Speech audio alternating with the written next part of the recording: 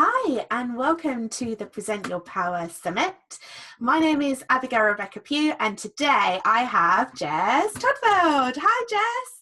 Thank you for having me on your show. You're more than welcome. Is that New York in the background? It is. Welcome to New York.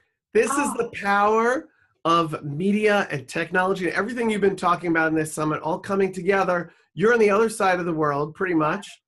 I'm here in New York. Yeah. And we're making it all happen. It's like we're in the same room. I said, we were chatting before we hit record, and I said, I'd give you a hug. So we had to do virtual hug. Virtual hug. Jess, it's an absolute pleasure to have you on the Present Your Power Summit. So if you don't know Jess, you will definitely get to know him after this interview. But Jess spent 13 years as a TV producer with ABC, NBC and Fox. Amazing. Here in the US.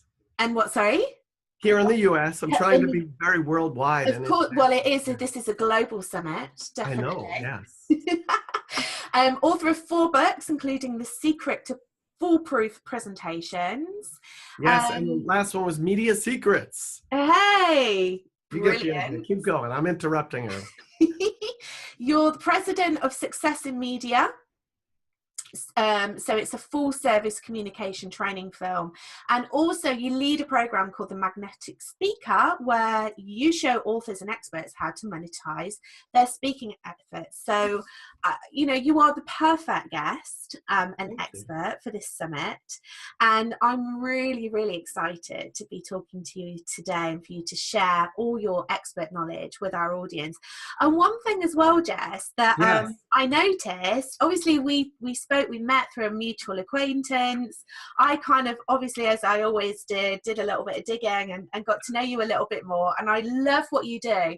But I didn't realize you have many amazing clients, but one of your clients is the one and only Shanda Sumter, who is my business coach. Who is that? Shanda Sumter. Our mutual connection. Yes. So I was looking through all your clients, and I noticed that Shanda was one of your clients. I think she's taken part in one of your programs, so she's up there, and she's my business coach. So there's definitely a connection there. So there you go. It was obviously fantastic. That's fantastic. See, you never know without social media who we all know. Exactly. So Jess, I guess I just really wanted to kick off with some questions, if that's okay with you. Let's do it. By the way, while you're doing it, this is called derailing the host right now.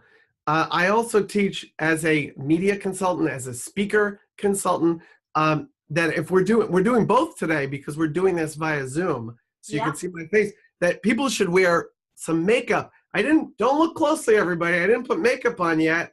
I asked if Abigail thought it would be fun if I did it while we're doing the interview. So you're going to see me progressively not look tired looking, which is what you look. Women know this most of the time. Some men. My wife knows that I wear makeup whenever I'm doing this, and half the time it's on my clothes. But anyway, as you're talking, I'm going to apply it because I said I bet none of your guests would do that. No, they haven't. This is the first. I must say, Jess, right. I love it. I love your technique. I see you're going for the down and upwards technique as opposed to the dab technique. Well, I couldn't even tell you all the different techniques because I try to make it accessible to people. And I'll just tell you, it's basic foundation. It matches my skin tone. And my goal is this, not to have dark circles under my eyes or be too shiny or look like I haven't shaved in 3 days, which I shaved an hour ago. So that's the goal. And when I do this, get a little closer. There's one TV light over there. Yeah. It starts making it look better. I can see I actually understand the phrase now when women would say, I'm going to go powder my nose. Yeah. When I do this, my nose is it gets reddish looking. It's what I never understood. I just thought it was a cute thing to say. Anyway. You're looking 10 years younger, Jess, I must say. While you're doing that, can you answer some questions while you're... Yes, I can do both and chew gum too. So go ahead. That's amazing. So today we're going to talk about presenting with power. So not just on camera, but also on stage. Yes. So why do you think it's really important to not only look amazing like you do with your wonderful matte makeup and a great technique as well? Yes. Why is it important to be, a really confident and powerful presenter? Well, people can sniff out desperation or people who don't feel that they're confident about what they're saying. And guess what? We're all human beings and we're not always confident. So you just said it's important to be this, and people want to see that, but we don't always believe it ourselves. So actually, I have a Jess phrase that I don't know if you've heard. A lot of people have heard, fake it till you make it. Mm. And the problem with that is fakery. We don't want to be a fake, right? Nobody wants to be that, but we're not always there yet. At some point, we have to start. And I say, act it and become it. So if you act the part, you get credit for it. And I'm not saying that you should go out and lie or say that you've worked with I've worked with the United Nations. The woman you brought up, I think she might be in one of my things, and you saw her on there, so then probably that she is, but we didn't do a one-on-one. So the thing is, don't lie. And I've worked with some amazing big organizations. Talk about where you are, act the part. I mean, I have some great social proof. That's a Guinness record we'll talk about later. That's the New York Times. There are a bunch of other cool other things on the wall over there. That's a teleprompter. That's called social proof. But you can act the part. I might be nervous right now. I'm not. I've been doing this for 14 years. I don't think you know. So it's pure joy for me to not only be with you, but to help everybody today. I probably didn't even put this on right because I can't really see what I'm doing. You're fine. Got a little bit there, but you're fine. It is. There'll be like one clump, but I'm okay with that. Act it and become it. When you act the part, you actually start feeling better. When you're audience-centered, whether you're on a stage or today, notice before I said, oh, even international, it means that I'm realizing who this audience is. And before we started, you even said, these are many entrepreneurs, not necessarily beginners. We might have some beginners, but there are people who either have six-figure businesses or on the way, or really want to up level. They already have a six-figure business, want to really up it many notches. Great. I know exactly who we're talking to. And the other people who figure out on the side, you're going to get a lot anyway too. So the point is, be audience-centered. Makes us feel better. And you communicate with power, which is one of my phrases, is by helping other people, you're sharing your power. They're seeing you better. So all of these phrases that I threw out there, they're all important. So help other people, act it and become it, and share your gifts. Brilliant. And we were talking actually before we press the record button. I really love your backdrop, and you've just referred to it actually with the social proof, and I love the New York backdrop. I mean, it just looks really, really professional. I mean, immediately, as soon as you pinged up in Zoom, I was like, bing, you looked really, really professional. And that, of course, you would do, because this is your bread and butter.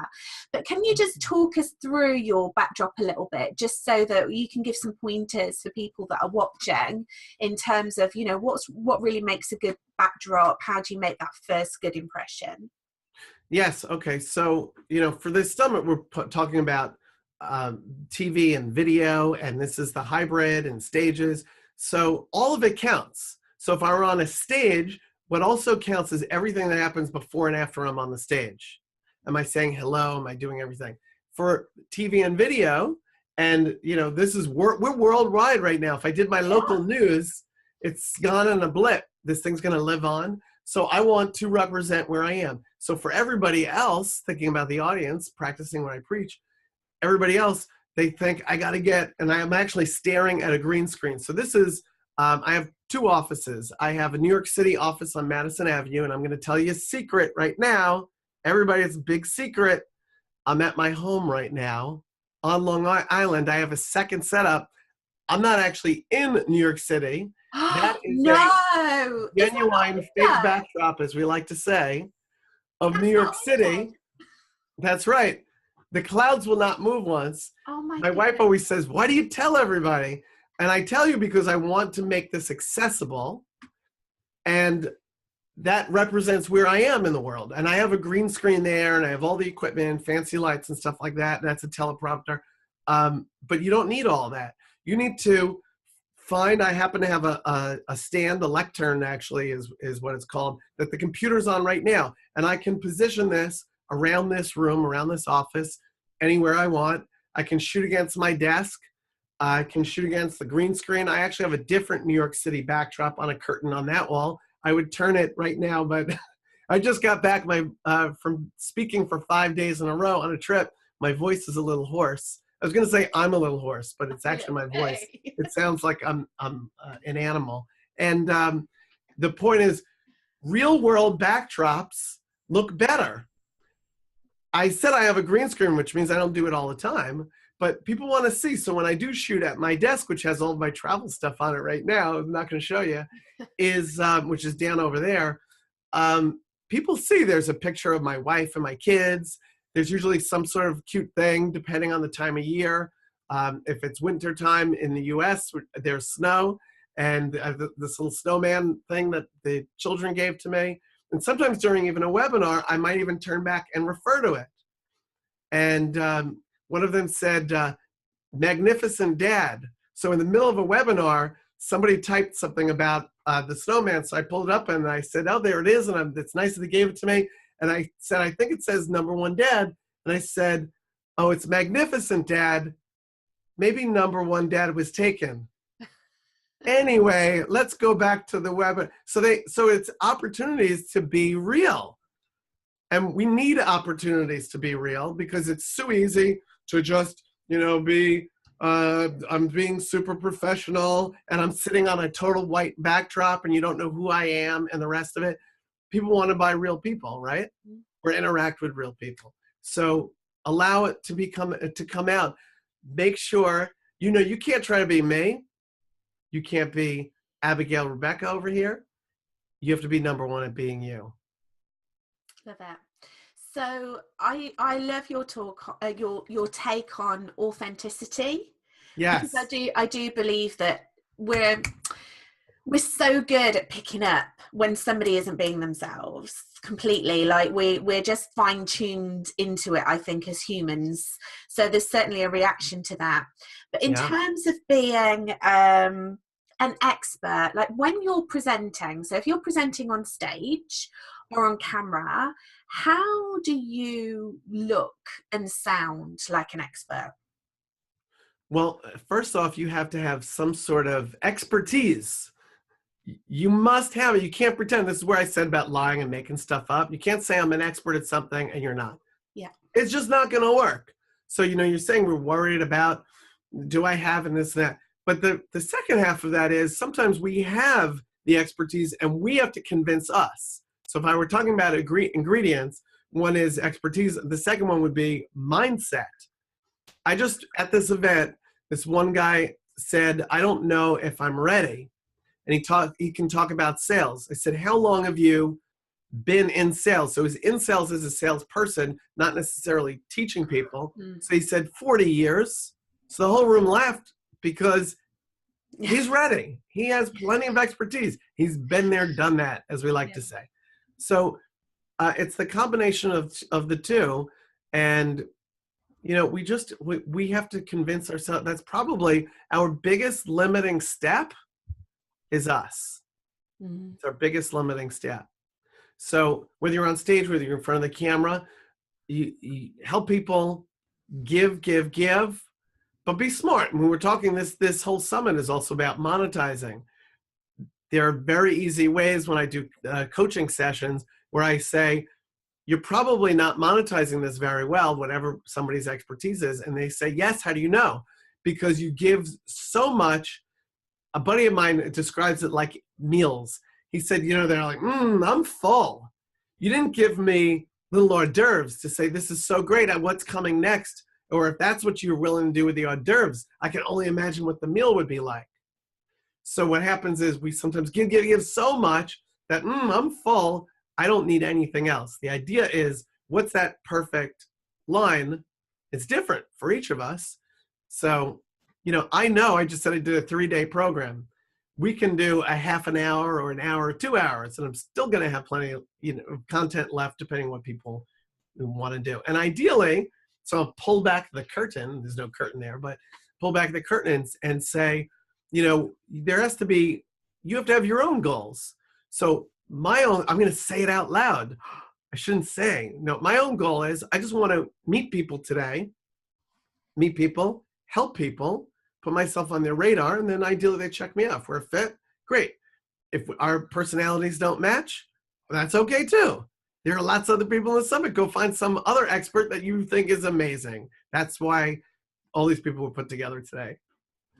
So confidence, mindset, all of that, like understanding and really being confident in your abilities to look and sound like an expert.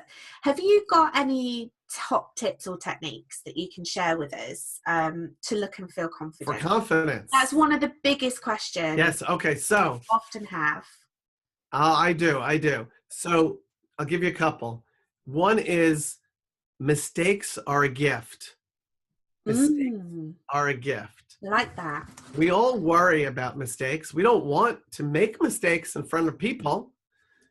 But when on stage, and it's the same for if it happened right now, people who are watching see that you're a human being, something went wrong, and what do? What are you going to do? They want to see how you do, and it's your moment to shine.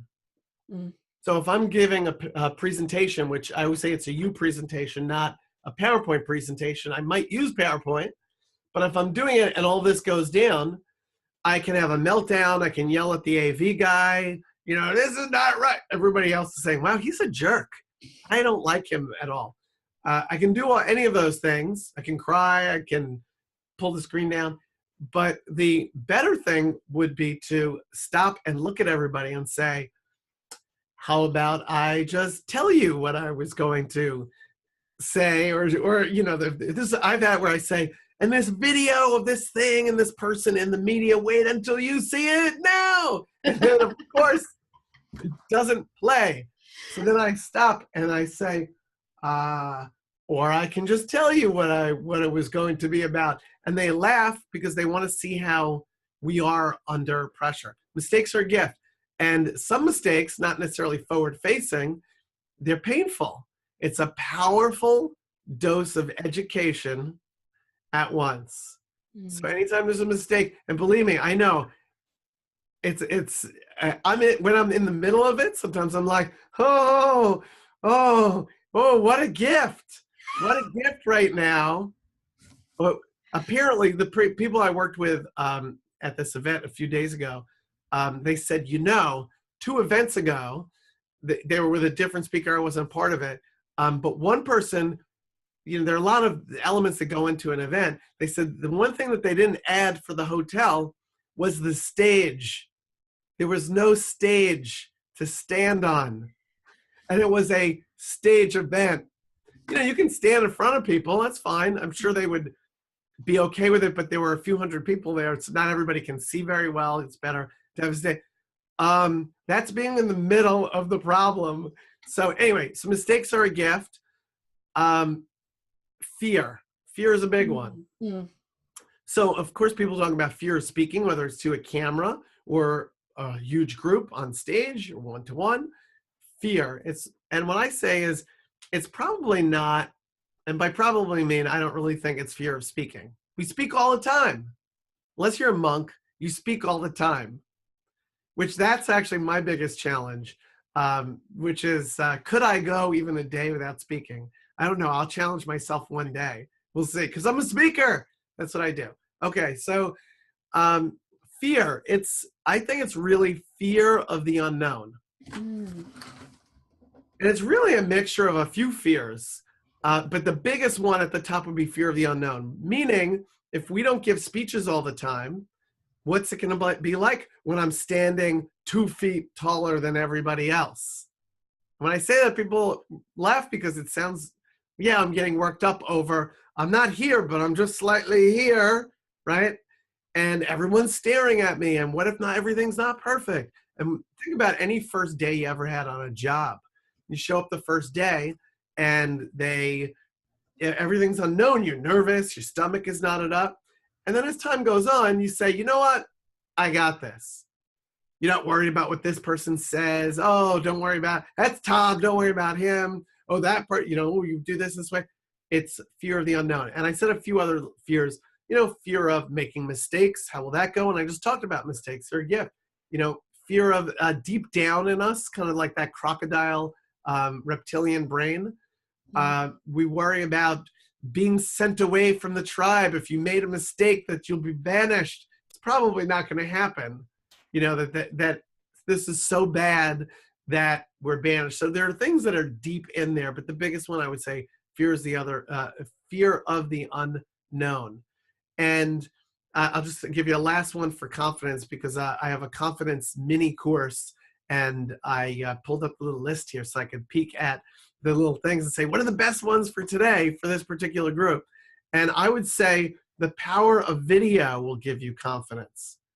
So by that, I mean, whether it's a speech on a stage, whether you're going to do an interview, practicing is important. Nobody usually will practice. They will sit and think and type on their computer and put lots of information, but doing the actual thing so that we take some of the unknown out is not what most people are willing to do. But using video recording device, good news, we got one in our pocket. We do. We got one we have a TV studio. It's usually funnier if I say we have a TV studio in our pants, but pocket is probably a little cleaner. So you take it out, you put it on a windowsill or something right over here, and then you practice your speech, or if it's an interview, you tell the other person, hey, hold it over your shoulder and then ask me these 10 questions. They ask you the 20 questions, and the first time you look back at it, you're not going to love everything. In fact, we have to be fair critics of ourselves, not critics. So we have to look at what is working, do more of that. What do we want to improve? Not what do we hate, what do we want to improve? Make those adjustments. That's the right filter for being a fair critic, instead of, oh, I hate this, my hair is backwards, or there's not as much hair, or whatever else we decide to fixate on. So the power of video will help you be more confident. There are 3 good, not tips, strategies. Strategies are a higher level. I don't use the word tips. Tips are like throwaways. I just messed it up for any other speaker you have.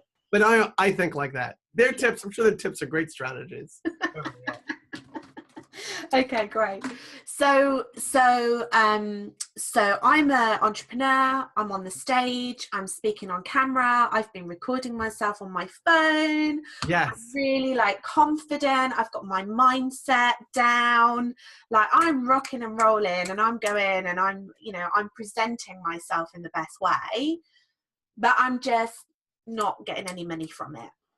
So how am I going to monetize then my powerful presenting techniques?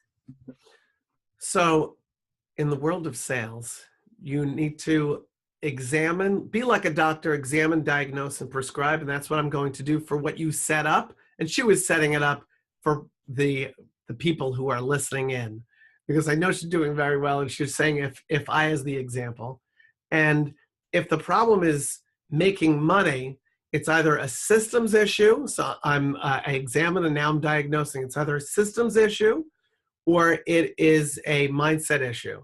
Probably both. So we need a coach. You need a coach who can help you with one of those 2 things, and do some hard looking in the mirror. I can't analyze everybody's system right now. Everybody's just a little bit different. I can't analyze everybody's head, except for the fact that we're all human beings.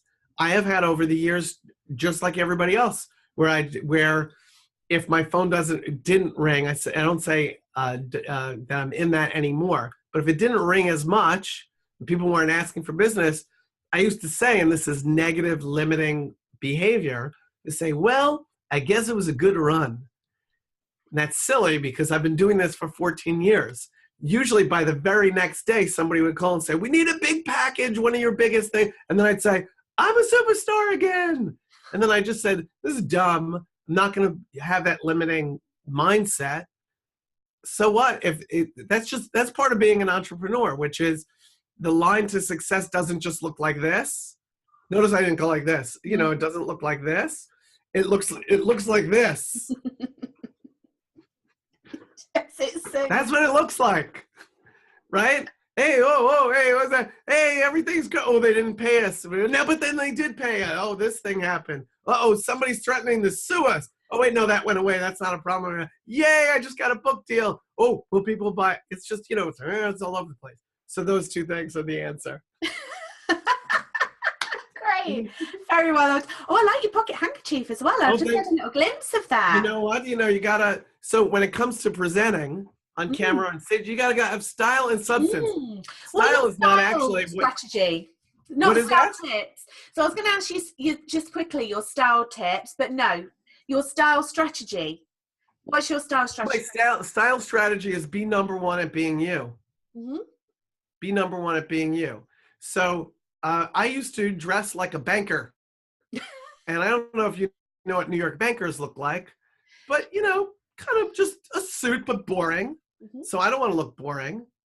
I want to represent. You may have noticed I have a little bit of personality.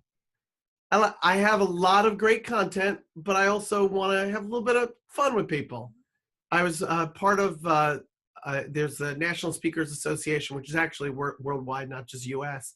And I'm on the board for the New York chapter. And at the end of one of the seasons, everybody got a little word that represented who they were. And people gave me the word whimsy, because I can be very serious about business, but there's always some little thing. So I said, you know, that should just ooze out of whatever I'm doing. So I have a nice suit, a little something fun. This is just fun. Let's see. I have, let's see if just some fun. Whoa! You can't, who knew I would bring that up on camera today? But it's just, and I was on stage the other day, and some people had asked me about it. But style is not it's not what you wear. I mean, obviously, it falls in that category. It's who you are. It's your personality. It's being authentic. That's your style piece. On stage is also moving around, right? It's also body language. It's playing with your voice. Even when your voice is hoarse, it's playing with your voice. So those are the style pieces, but all style and no substance. And you know, there's some people who teach this thing where a certain percentage of what you say is not as important as this percentage of your body language being more important. I'm going to debunk that because I know the actual study, and even the guy who wrote the study said, please stop quoting this. And they're both important. Yeah. That's it, flat out. You have to have style and substance. So if I stood on my chair this whole time and I put on makeup and I gave no content and didn't help anybody today, hopefully people, whoever you are, that you got something good out of today, then it would be terrible. Then I would be bad at what I do. And if I only gave content and had no style, and it's got to be Jess style, some people will tune in and say, he's too New York for me. He looks like Jerry Seinfeld and I don't like that show or something. So some people, no, that's okay. If somebody said that, totally fine. Go watch one of the other videos with one of the experts. They didn't even make it this far in the video. That's fine. But some people will say, all right, I kind of like this guy. And if he actually has something to say, now I love him. Mm. And now I just want to follow him, or I'll get on his mailing list, or I'm going to download a free item or thing that he has. Mm. So, and that's great. And if we go through life like that, good things will happen. Then when you do give a free item, then people have to know, what do you do, or you can't monetize stuff. Yeah, no, it's great advice. I think you're very stylish. Oh, thank you very much. You've given loads and loads of information, and you are very funny. And, you know, that is a caveat really for this summit, because it is a fun summit. So it's fun. I can't wait to watch all the other speakers and see what you put together. There's some good fun going on, I must say. Yeah, but nobody that looks like Jerry Seinfeld. So you're like one of the market. I'm so glad you brought that up. I'm so glad you did. Jess, have you got one final thought that you would like to leave with us? The final thought is, be like Nike and just do it. I said the number one limiting step is you, meaning all of you out there. We get in our own way. Whatever you do as you watch any of the videos on this summit, choose something to act on and take a new step this year. That's it. Love it. Absolutely love it. Thank you. And before we go, you have got a really amazing free gift to share with us. I do. It's a pile of cash. Way! Everybody reach in. Reach in. Oh, it's invisible cash. I have lots of invisible cash for everybody. No, I was something called the Power Sampler. So you and I were chatting and we said, oh, there's so much that we could talk about. So I took little samplings of some of the things that I do and talk about whether it's media, doing a better job, whether it's publicity. We didn't say why I have that Guinness record, which is, there it is up there. Where is it? There it is. Yeah.